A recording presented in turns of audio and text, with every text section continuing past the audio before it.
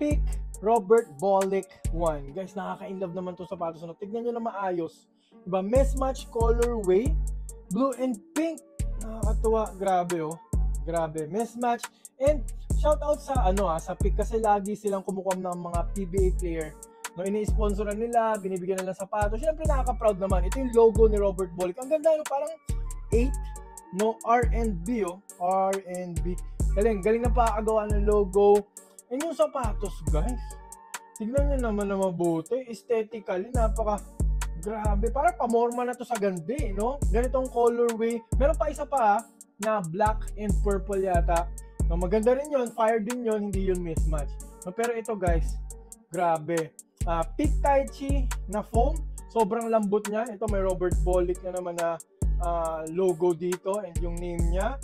Ito pa pick and yung logo. Napakalambot ng nito guys, cushioning ng foam sa loob.